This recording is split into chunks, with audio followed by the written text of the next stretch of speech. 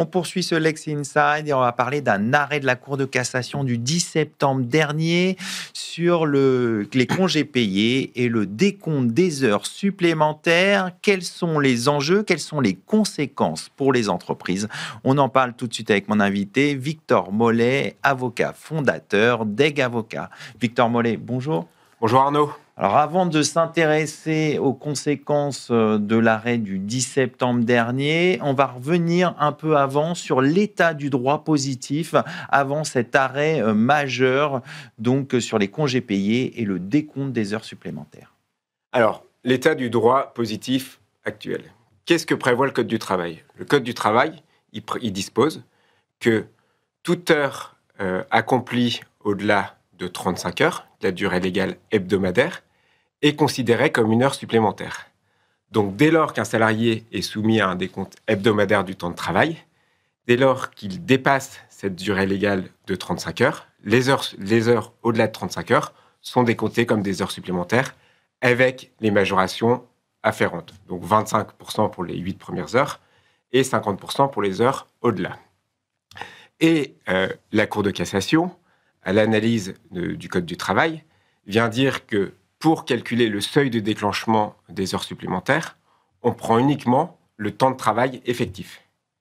Et donc, la Cour de cassation, par une jurisprudence constante, par plusieurs arrêts, exclut en fait la prise des congés payés pour calculer le seuil de déclenchement des heures supplémentaires. Donc, je vais prendre un exemple pratique. Je suis salarié. Je travaille 39 heures par semaine.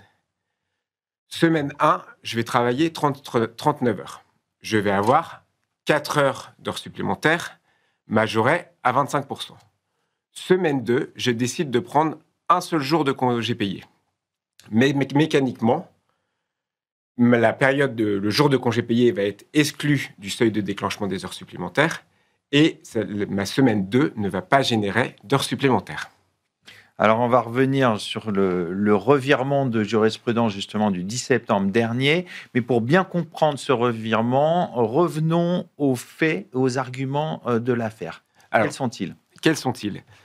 Il s'agit de 3 salariés qui ont saisi la justice. Ces 3 salariés étaient soumis à une convention de forfait heures, Syntec, 38,5 heures par semaine. Et ils ont saisi la justice pour réclamer le paiement des heures supplémentaires et majorations afférentes. Le Conseil de prud'homme et la Cour d'appel a condamné l'employeur à payer des heures supplémentaires, sauf que dans le calcul des heures supplémentaires, la Cour d'appel a neutralisé la période de congé payé. Et les salariés, mécontents de cet arrêt de Cour d'appel, ont décidé de former un pourvoi en cassation. En fait, la Cour d'appel avait appliqué le droit positif que vous avez... Exactement, la Cour d'appel en fait, a décidé d'appliquer le droit positif, la jurisprudence constante de la Cour de cassation qui applique strictement en fait, le Code du travail. Donc, il y a eu un pourvoi. Et donc, quelle est la motivation de la Cour de cassation? Alors, quelle est la motivation de la Cour de cassation? Elle vient casser l'arrêt de la Cour d'appel en considérant que toute mesure qui inciterait les salariés à ne pas prendre leur jour de congé payé est interdite. Et donc, désormais, pour calculer le seuil de déclenchement des heures supplémentaires, il convient de prendre en compte la période de congé payé. Et en fait, elle va s'appuyer sur les arguments des salariés. Et les salariés se sont en fait fondés sur le droit européen qui interdit en fait toute mesure incitative qui imposerait en fait, qui obligerait, enfin toute mesure incitative qui pourrait créer un désavantage un désavantage financier pour le salarié. Exactement. Et donc, elle vient s'appuyer en fait sur la Charte des droits fondamentaux de l'Union européenne et sur une directive de la Commission européenne. Donc là, on a une primauté du droit européen sur le droit interne qui opère le revirement. Exactement. On a la Cour de cassation qui vient consacrer le droit européen, qui vient appliquer le droit européen et écarte une disposition du Code du travail. Alors, on a bien compris ce changement. C'est un changement vraiment important. Et du coup, quelles sont les conséquences pour les entreprises? Alors, quelles sont les conséquences pour les entreprises? On a une jurisprudence qui est applicable aux litiges en cours. avec un risque en fait de rappel de salaire qui s'étend sur les 3 dernières années.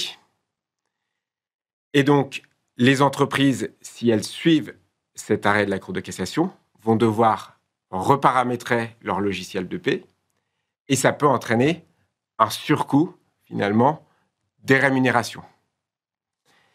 Et donc, les entreprises ont tout intérêt, en fait, à sensibiliser leurs managers pour que les salariés, en fait, évitent de poser un jour de congé payé la semaine et que ça entraîne, en fait, un maintien, en fait, de la rémunération si on suit toujours cet arrêt de la Cour de cassation.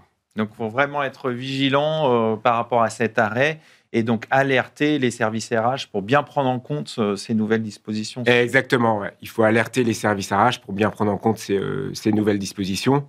Mais il serait intéressant que le ministère du Travail en fait, se prononce, en fait, donne des précisions sur cet arrêt de la Cour de cassation pour orienter les entreprises. Alors, est-ce que cet arrêt de la Cour de cassation se place dans une tendance générale ? Alors oui, bien sûr, il se place dans une tendance générale qui a commencé à partir de septembre 2023. Vous vous souvenez, les arrêts en fait, qui imposent, en fait, qui accordent du droit à congé payé pendant une période d'arrêt maladie et qui a obligé en fait le législateur à légiférer sur ce point-là. Et là, de nouveau, 10 septembre 2025, on a 2 arrêts qui consacrent la primauté du droit européen et qui consacrent la primauté du droit au repos.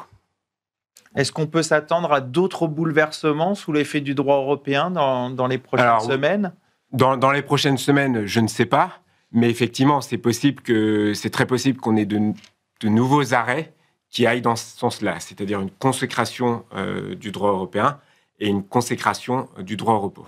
Donc ça veut dire qu'il faut être très vigilant par rapport aux règles européennes et bien être attentif justement aux nouvelles dispositions. On pense par exemple à la directive transparence des rémunérations, mais il y a bien d'autres textes.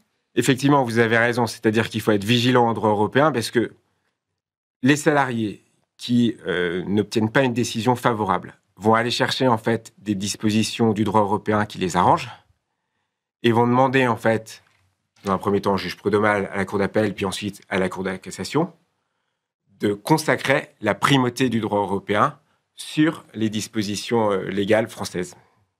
Est-ce que, pour terminer, est-ce qu'il y a des bonnes pratiques à avoir en tête pour justement mettre en place de manière sereine l'essentiel de ces dispositions ?